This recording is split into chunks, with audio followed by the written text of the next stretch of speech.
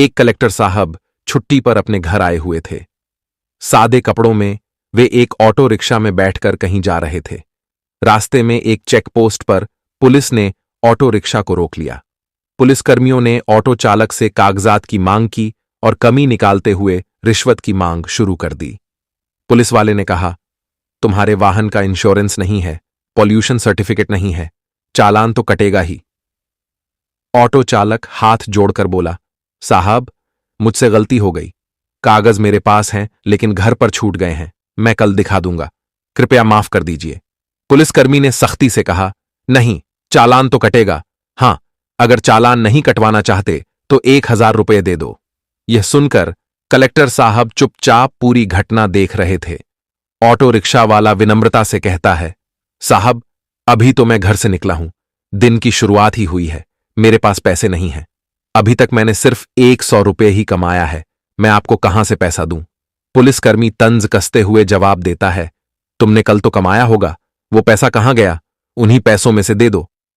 Auto चालक ने निराश स्वर में कहा, साहब, वो पैसे तो कल ही खर्च हो गए, मेरे पास सच में पैसे नहीं हैं, आप मुझे माफ कर दीजिए, आगे से ऐसी गलती कभी नहीं करूंगा, मैं हमेशा अपने कागज साथ रखूंगा। इस पूरी बातचीत के दौरान कलेक्टर साहब, जो ऑटो के पीछे बैठे थे, चुपचाप सब कुछ देख और सुन रहे थे। जब पुलिसकर्मी ऑटो रिक्शा वाले पर रौब डालने और डराने की कोशिश करने लगा तो कलेक्टर साहब उसकी हरकतों पर ध्यान देने लगे। उल्टा सीधा उसको बोलने लगता है। तो दोस्तों, कलेक्टर साहब को गुस्सा आता है और कलेक्टर साहब पुलिस वाले से कहते हैं, तुम्हारी ड्यूटी यहां पर किसने लगाई है और तुम्हें चालान काटने का अधिकार किसने दिया है? ये कोई तरीका है? इस तरीके से किसी से बात करते हो? दोस्तों, जो पुलिस वाला था वो समझता ही नहीं कि ऑटो में बैठा हुआ व्यक्ति कौन है। उस समय जो कलेक्टर साहब थे वो शर्ट, पैंट और चप्पल पहने हुए थे और नॉर्मल कपड़ों में ही, सिविल ड्रेस में, अपने दोस्त से मिलने के लिए घर से निकले थे। दोस्तों, पुलिस वालों को लगा कि यह कोई आम आदमी है जो उनसे इस तरीके का सवाल जवाब कर रहा है। तो दोस्तों, पुलिस वाला उस कलेक्टर साहब को गाली देने लगा, उल्टा सीधा बोलने लगा, उनका कॉलर पकड़कर खींचकर ऑटो से बाहर निकाला और एक थप्पड़ मार दिया। लेकिन दोस्तों, उसके बाद जो पुलिस वाले के साथ हुआ वह आप सोच भी नहीं सकते। जब आप जानेंगे तो आपके पैरों तले जमीन खिसक जाएगी। दोस्तों, वो पुलिस वाला कलेक्टर साहब और उस ऑटो रिक्शा वाले को गिरफ्तार करके अपने थाने ले जाता है। लेकिन फिर भी कलेक्टर साहब अपनी पहचान नहीं बताते और यह नहीं कहते कि वह कलेक्टर हैं। लेकिन दोस्तों, उस रात ऐसा क्या हुआ कि पूरे थाने में हंगामा मच गया और जो ऑटो रिक्शा वाला था उसकी भी पैरों तले जमीन खिसक गई। साथ ही उस सिपाही के साथ जो इन दोनों को गिरफ्तार करके लाया था, कुछ ऐसा हुआ जिसे जानकर सच में आपके होश उड़ जाएंगे। दोस्तों, यह घटना बेहद दिलचस्प है। आइए इस वीडियो के माध्यम से पूरी सच्चाई जानते हैं। लेकिन दोस्तों, वीडियो में आगे बढ़ने से पहले आपसे एक छोटी सी रिक्वेस्ट है। अगर आप हमारे चैनल पर पहली बार आए हैं तो कृपया चैनल को सब्सक्राइब करें और वीडियो को लाइक करें। इससे हमारा हौसला बढ़ेगा और हम आपको और भी ज्यादा इंटरेस्टिंग कहानियां सुनाते रहेंगे। दोस्तों, यह सच्ची घटना राजस्थान के एक छोटे से गांव की है। जो कलेक्टर साहब थे उनका नाम अभय प्रताप सिंह था। अभय प्रताप अपने माता पिता के इकलौते बेटे थे। उनकी जिंदगी बचपन से ही संघर्षों से भरी रही। आज से 10 साल पहले उनकी हालत बिल्कुल अलग थी। उस समय कलेक्टर साहब अपने पिताजी के साथ सब्जी मंडी में सब्जी बेचने जाया करते थे। दिन भर कड़ी मेहनत के बाद बमुश्किल 200 से 400 रुपये कमा पाते थे। इन्हीं पैसों से वह अपनी पढ़ाई का खर्च उठाते थे और अपने माता पिता व परिवार का भरण पोषण करते थे। उनकी यह मेहनत और संघर्ष ही उनकी सफलता की नींव बनी। और दोस्तों, उन दिनों कलेक्टर साहब अपनी जिंदगी से हार चुके थे। वह चाहते थे कि वह अपने जीवन में एक बेहतर इंसान बने ताकि किसी के सामने उन्हें झुकना न पड़े। अक्सर लोग उनका मजाक उड़ाते थे, गालियां देकर और अपमानजनक बातें बोलकर चले जाते थे और वह उनका कुछ नहीं बिगाड़ पाते थे। यही अपमान और निराशा ने उन्हें अपनी जिंदगी बदलने की प्रेरणा दी। कलेक्टर साहब, जिनका नाम अभय प्रताप सिंह था, ने अपना गांव और परिवार छोड़ दिया और दिल्ली चले गए। वहां जाकर उन्होंने यूपीएससी की तैयारी शुरू की। उन्होंने अगले 4-5 साल तक दिन रात मेहनत की और पूरी लगन से पढ़ाई की। आखिरकार उनकी मेहनत रंग लाई और वह एक कलेक्टर बन गए। जब उनके माता पिता को यह पता चला कि उनका बेटा अब डीएम बन गया है तो उनकी खुशी का ठिकाना नहीं रहा। अभय प्रताप सिंह इस खुशी को अपने माता पिता के साथ बांटना चाहते थे, क्योंकि उनके माता पिता ने उनके लिए कई मन्नतें मांगी थीं। उन्होंने अपनी पूरी जिंदगी की कमाई अपने बेटे की पढ़ाई पर खर्च कर दी थी और अपना सब कुछ निछावर कर दिया था। इसलिए अभय ने सोचा कि ट्रेनिंग पर जाने से पहले वह घर जाकर अपने माता पिता से मिलें और उनके साथ पूजा पाठ करवाएं, ताकि उनकी मन्नतें पूरी हो जाएं और सब कुछ सही तरीके से आगे बढ़े। अब दोस्तों, कलेक्टर साहब अपने घर लौटने की तैयारी करते हैं और यहीं से एक नई कहानी शुरू होती है। साहब अपने माता पिता से मिलने के लिए दिल्ली से अपने घर लौट आते हैं। दोस्तों, जब कलेक्टर साहब ने यूपीएसएससी की तैयारी के लिए अपना गांव छोड़ा था, तब से वह कभी घर वापस नहीं आए थे। इस बार जब वह घर लौटते हैं तो गांव में खुशी का माहौल हो जाता है। हर किसी के चेहरे पर गर्व नजर आता है। गांव के लोग मिठाई बांटते हैं और एक दूसरे को बधाई देते हैं कि उनका लड़का अब कलेक्टर बन गया है, डीएम बन गया है। कलेक्टर साहब 3-4 दिन अपने माता पिता के साथ घर पर रहते हैं। वह अपने माता पिता की सेवा करते हैं, उनके साथ समय बिताते हैं और उनके संघर्षों को याद करते हैं। इसी बीच एक दिन उनके पिताजी उनसे कहते हैं, बेटा, बाजार से मेरी दवाई लेते आना, मेरी दवाई खत्म हो गई है। कलेक्टर साहब जवाब देते हैं, ठीक है पिताजी, मैं शाम को बाजार जाऊंगा और दवाई लेते आऊंगा। यह कहकर वह घर से निकल जाते हैं और यहीं से कहानी एक नया मोड़ लेती है।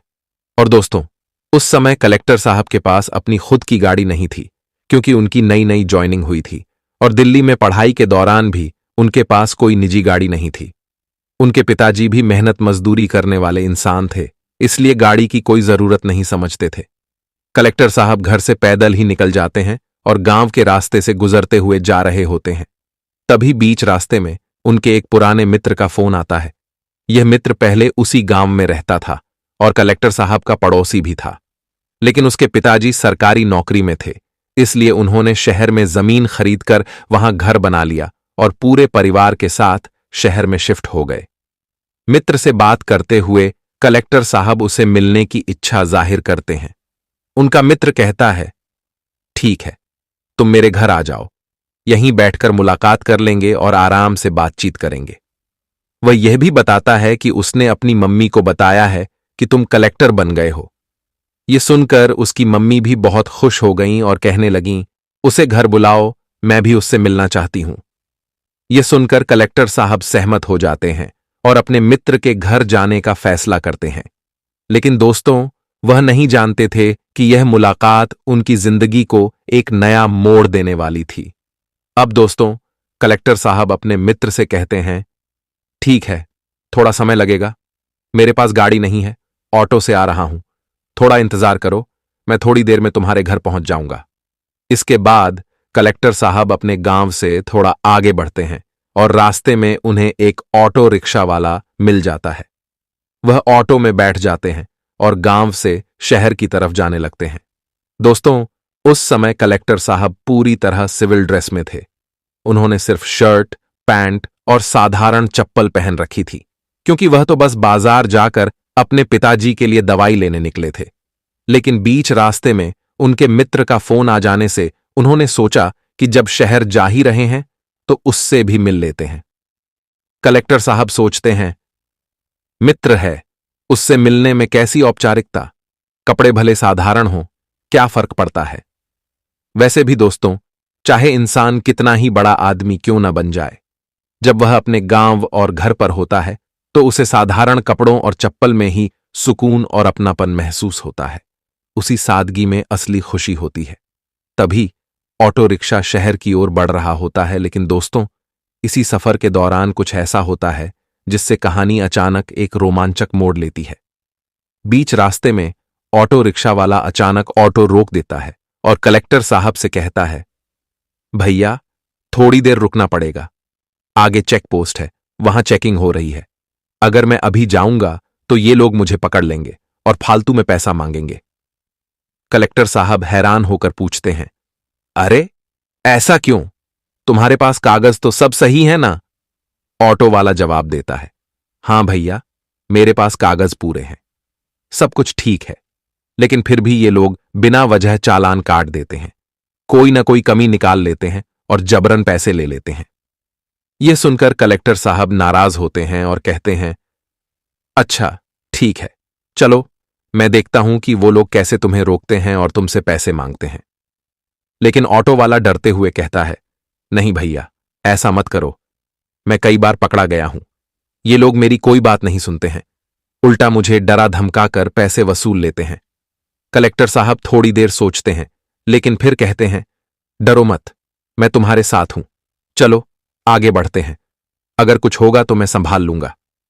दोस्तों, कलेक्टर साहब को अभी भी यह अंदाजा नहीं था कि चेक पोस्ट पर जो होगा वह उनकी जिंदगी के इस सफर को एक अनोखा मोड़ देने वाला है। ऑटो रिक्शा वाला कहता है, भैया, ये लोग हर बार कुछ ना कुछ नुक्स निकाल ही लेते हैं, चाहे मेरे कागज सही हों फिर भी पकड़कर पैसा वसूल करते हैं। कलेक्टर साहब उसे समझाने की कोशिश करते हुए कहते हैं, अरे यार, तुम मेरी बात क्यों नहीं समझ रहे? अगर तुम्हारे पास सब कागज सही हैं तो तुम्हें डरने की जरूरत ही नहीं है। अगर तुमने कोई गलत काम नहीं किया तो वो तुमसे पैसा क्यों लेंगे? यह सुनकर ऑटो वाला गुस्से में आ जाता है और कहता है, देखिए भैया, अगर आपको इतनी जल्दी है तो आप उतर जाइए, कोई दूसरी गाड़ी पकड़कर चले जाइए, लेकिन मैं अभी आगे नहीं जाऊंगा क्योंकि मुझे पता है कि वहां जाएंगे तो ये लोग मुझे जरूर फंसा लेंगे, और अगर फंसा लेंगे तो पैसा देना ही पड़ेगा, और सच कहूं, अभी मेरे पास पैसा भी नहीं है। ऑटो वाले की बात सुनकर कलेक्टर साहब सोच में पड़ जाते हैं। वह समझ जाते हैं कि ऑटो वाला अपने अनुभव के आधार पर बात कर रहा है और उसका डर वास्तविक है। फिर कलेक्टर साहब शांत होकर उसे अपने पास बुलाते हैं और समझाते हैं, देखो, तुम परेशान मत हो, तुम्हारे पास अगर सारे कागज सही हैं, गाड़ी का रजिस्ट्रेशन, इंश्योरेंस, लाइसेंस, तो तुम क्यों डरते हो? यह तुम्हारा अधिकार है कि तुम पुलिस से पूछो कि वे तुमसे पैसे क्यों मांग रहे हैं। अगर तुमने कोई गलती नहीं की है तो तुम्हें पैसा देने की जरूरत ही नहीं। पुलिस वाले बेवजह तुमसे पैसा नहीं ले सकते। कलेक्टर साहब की बात सुनकर ऑटो वाला थोड़ा शांत होता है, लेकिन उसके चेहरे पर अभी भी डर और संकोच साफ झलकता है। दोस्तों, कलेक्टर साहब ने भले उसे समझा लिया हो, लेकिन वह नहीं जानते थे कि आगे क्या होने वाला है। चेक पोस्ट पर उनका सामना ऐसी स्थिति से होगा जो सब कुछ बदल कर रख देगी। तब ऑटो रिक्शा वाला थोड़ा झिझकते हुए कहता है, साहब देखिए, कल मैं गाड़ी की सफाई कर रहा था, उसी दौरान गाड़ी के सारे कागज बाहर निकाले थे, लेकिन गलती से वो कागज घर पर ही छूट गए। अब अगर मैं वहां जाऊंगा तो वो लोग मुझसे कागज मांगेंगे, और जब मैं कहूंगा कि कागज घर पर हैं तो वो चालान काटने के लिए कोई ना कोई बहाना बना ही लेंगे, इसीलिए मैं नहीं जाना चाहता हूं। ये सुनकर कलेक्टर साहब थोड़ा गंभीर हो जाते हैं और कहते हैं, अच्छा एक बात बताओ, ये गाड़ी तुम्हारे नाम पर है और कागज भी तुम्हारे घर पर ही हैं, ये सच सच बताना। जब दोस्तों ऑटो रिक्शा वाला कहता है कि हां भैया, मैं सही बोल रहा हूं, गाड़ी मेरे नाम पर है, अभी 1 साल हुआ मुझे ये गाड़ी ली हुए और इसकी किस्त भी भर रहा हूं, सब कुछ ठीक है, कोई भी दिक्कत नहीं है, लेकिन फिर भी ये लोग परेशान करते हैं और पैसा ले लेते हैं। तब कलेक्टर साहब कहते हैं, ठीक है, मैं गाड़ी में पीछे बैठा हूं, चलो, जितना भी पैसा ये लोग तुमसे मांगेंगे वह सारा पैसा मैं तुम्हें दूंगा और इनको मैं दे दूंगा, लेकिन तुम मुझे लेकर चलो, मुझे देखना है कि ये लोग तुमसे कितना पैसा मांग सकते हैं। अब ऑटो रिक्शा वाला भी मजबूर होकर कहता है, ठीक है, चलता हूं, लेकिन जो भी पैसा ये लोग मांगेंगे वह सारा पैसा मैं नहीं दूंगा, आपको ही देना पड़ेगा। तब कलेक्टर साहब कहते हैं, ठीक है, मैं दे दूंगा, चलो। इस तरह से जब वे आगे बढ़ते हैं और जैसे ही बैरियर के पास पहुंचते हैं तो दोस्तों 3-4 कांस्टेबल वहां पर खड़े थे और उन्होंने ऑटो रिक्शा वाले को रोक लिया और साइड में गाड़ी लगाने के लिए कहा। ऑटो रिक्शा वाला तुरंत गाड़ी को साइड में लगा देता है। तभी वहां एक कांस्टेबल आता है और कहता है, गाड़ी का कागज दिखाओ। तब ऑटो रिक्शा वाला जवाब देता है, सर देखिए, हमारे पास गाड़ी के सारे कागज ठीक हैं, लेकिन एक छोटी सी समस्या है। घर पर मैंने गाड़ी का कागज छोड़ दिया है, रोज रोज लेकर आता हूं, लेकिन आज गलती से कागज भूल गया हूं, आज नहीं लाया हूं, लेकिन कभी और आऊंगा तो आपको दिखा दूंगा। तब दोस्तों पुलिस वाला अपने मोबाइल में कुछ चेक करता है और चेक करने के बाद कहता है, तुम्हारी गाड़ी का पॉल्यूशन नहीं है और तुम्हारा गाड़ी का इंश्योरेंस भी फेल है। तुम्हें चालान तो देना ही पड़ेगा। अब ऑटो रिक्शा वाला हाथ जोड़कर माफी मांगते हुए कहता है, साहब छोड़ दीजिए, गलती हो गई है। कागज मैं लेकर आऊंगा, आपको दिखा दूंगा। मेरे कागज ठीक हैं, कोई कमी नहीं है। तब पुलिस वाला कहता है, नहीं, देखो दो तो मैं तुम्हारा चालान नहीं काटूंगा और तुम्हें छोड़ दूंगा। तुम्हारा ज्यादा पैसा भी खर्च नहीं होगा। अब ऑटो रिक्शा वाला रोने लगता है और कहता है, साहब अभी तो मैं घर से निकला हूं कमाने के लिए। अभी मेरी बस 1 रुपया कमाई हुई है, तो मैं आपको 1 रुपया कैसे दे दूं? और इसमें मेरी कोई गलती नहीं है। मैं आपको पैसा क्यों दूं? फिर पुलिस वाला उस ऑटो रिक्शा वाले को धमकी देने लगता है और गाली गलौज करने लगता है। पुलिस वाला कहता है, एक तो तुम गलती कर रहे हो, कागज नहीं दिखा रहे हो और ऊपर से बदतमीजी कर रहे हो। लेकिन दोस्तों, कलेक्टर साहब जो कि चुपचाप ऑटो की पीछे वाली सीट पर बैठे हुए थे और सब कुछ सुन रहे थे, कुछ नहीं बोल रहे थे। जब पुलिस वाला ऑटो रिक्शा वाले को 2-3 थप्पड़ मार देता है और गाली देने लगता है, तब कलेक्टर साहब उस पुलिस वाले से पूछते हैं, भाई एक बात बताओ, तुम्हारी ड्यूटी यहां पर किसने लगाई है और तुम्हें यह चालान काटने का अधिकार किसने दिया है? क्योंकि चालान काटने का अधिकार तो सिर्फ ट्रैफिक पुलिस को ही होता है। तुम्हें कौन बोला है यहां पर चालान काटने के लिए? अब दोस्तों, पुलिस वाला पहले से ही ऑटो रिक्शा वाले पर गुस्से में था और उसका दिमाग खराब था। उसे लगता था कि यह कोई साधारण गांव का आदमी है जो शहर में जा रहा है और शायद किसी काम से आ रहा है। यही सोचकर पुलिस वाला कलेक्टर साहब का कॉलर पकड़ता है और पीछे वाली सीट से उन्हें खींचकर बाहर निकाल देता है। बाहर निकालने के बाद वह उन्हें धमकी देता है और कहता है, तुमसे क्या मतलब है?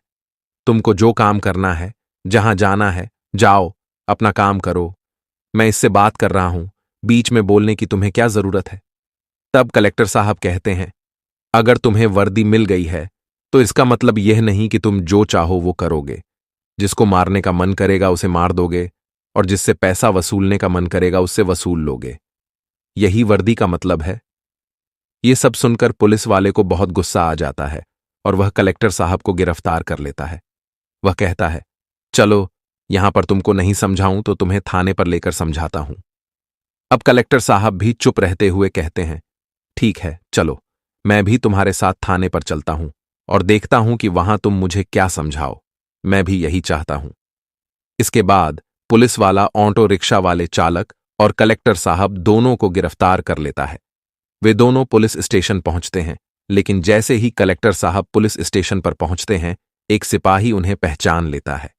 वह तुरंत उनके पास जाकर उन्हें सैल्यूट करने लगता है और सिपाही कलेक्टर साहब से कहता है, साहब अरे आप यहां पर कैसे आ गए हैं और ये इनके साथ आप क्या कर रहे हैं? ये कैसे गिरफ्तार हो गए? क्या मतलब हुआ है? कुछ बताइए। तब कलेक्टर साहब मुस्कुराते हुए कहते हैं, अरे नहीं नहीं, कोई बात नहीं, बस थोड़ी सी गलतफहमी हो गई थी। सिपाही फिर थोड़ी देर चुप रहता है और कलेक्टर साहब की स्थिति को देखकर वह और कुछ नहीं पूछता, लेकिन उसका चेहरा साफ बताता है कि उसे अभी भी समझ में नहीं आ रहा था कि यह सब कैसे हो गया। अभी थोड़ी देर में सारी गलतफहमी दूर हो गई। दोस्तों, वह कांस्टेबल सैल्यूट करके साइड में हो जाता है और जब पुलिस वाला यह देखता है कि थाने का ही कांस्टेबल कलेक्टर साहब को सैल्यूट कर रहा है, उन्हें साहब कह रहा है और पूछ रहा है, साहब आपको गिरफ्तार क्यों किया गया है? तो दोस्तों, उसके पैरों के नीचे से जमीन खिसक जाती है। उस समय उसे कुछ समझ नहीं आता कि आखिरकार उसके सामने क्या हो रहा है। ऑटो रिक्शा वाला भी उस समय पूरी स्थिति को समझ नहीं पाता कि वहां पर क्या चल रहा है। तब कलेक्टर साहब थाने में मौजूद सभी सिपाहियों को एक जगह बुलाते हैं और समझाते हैं, आप लोग अगर अपने शहर में इस तरीके से काम करेंगे तो बताइए यहां की जनता पुलिस से क्या उम्मीद रखेगी? कलेक्टर साहब गुस्से में कहते हैं, शायद आप लोग जैसे पुलिस वालों के कारण ही पूरी पुलिस टीम बदनाम होती है। इस ऑटो रिक्शा वाले की कोई गलती नहीं थी, लेकिन फिर भी आप इससे 1000 रुपए मांग रहे थे। अगर यह पूरा दिन मेहनत करेगा तो भी उसे 100 रुपए मिलेंगे या नहीं, यह तो उसे भी नहीं पता है। लेकिन आप बिना कुछ किए बस चुटकी में उसे 1000 रुपए निकाल लेंगे और अपने पॉकेट में रख लेंगे। क्या आपको ड्यूटी के दौरान यही सिखाया गया है? फिर कलेक्टर साहब उस सिपाही से कहते हैं, अगर मैं इस ऑटो रिक्शा वाले के साथ नहीं बैठा होता, अगर मैं इस पोस्ट पर नौकरी नहीं करता, तो मुझे यह सारी बातें नहीं पता होती। आप लोग मुझे इसके साथ साथ फंसाकर मुझे भी जेल में डाल देते। तब मेरी जिंदगी बर्बाद हो जाती और मैं भी नहीं जानता कि आप लोग कितने लोगों के साथ ये सब हरकतें करते होंगे। अब दोस्तों, वहां पर बहुत ज्यादा हंगामा खड़ा हो जाता है और बहुत सारी इंक्वायरी वहां पर बैठ जाती है। कई तरह की कार्रवाई होती है। फिलहाल वहां पर 1-2 दिन तक सभी स्टाफ के लोग परेशान रहते हैं और सबके बीच में दहशत का माहौल बन जाता है। लेकिन दोस्तों, धीरे धीरे कार्रवाई आगे बढ़ती है और अंत में निष्कर्ष यह निकलता है कि जो पुलिस वाला कलेक्टर साहब के साथ बदतमीजी कर रहा था, उसे नौकरी से निकाल दिया जाता है, निलंबित कर दिया जाता है। उसके की सजा उसे मिल जाती है। अब दोस्तों, वह पुलिस वाला अपने घर पर बैठकर अपने पड़ोसियों, दोस्तों और रिश्तेदारों से श्वास लेता है और सोचता है कि उसे अब अपनी जिंदगी में पैसा कमाने और अपनी जिंदगी को सही तरीके से गुजारने की आवश्यकता है। दोस्तों, ऐसे लोगों के साथ ऐसा ही होना चाहिए, तभी वह अपनी गलतियों से सीख पाएंगे और एक बेहतर इंसान बन सकेंगे। दोस्तों, इस घटना को सुनने के बाद आप लोग क्या कहना चाहेंगे? अपनी राय हमें कमेंट बॉक्स में जरूर बताइएगा। दोस्तों, इस कहानी को सुनाने का मेरा उद्देश्य किसी को परेशान करना, भावनाओं को आहत करना या किसी के दिल को दुखाना नहीं था, बल्कि मेरा उद्देश्य आपको जागरूक, सचेत और अलर्ट करना था। इस पूरे वीडियो को देखकर आपका मन सोचने पर मजबूर हो गया होगा। ऐसी ही और कहानियों के लिए हमारे चैनल को लाइक, शेयर और सब्सक्राइब जरूर करें। आपकी क्या राय है? कृपया अपनी राय निष्पक्षता के साथ कमेंट बॉक्स में जरूर दें। जहां भी रहिए, सचेत रहिए, सुरक्षित रहिए। बहुत बहुत धन्यवाद।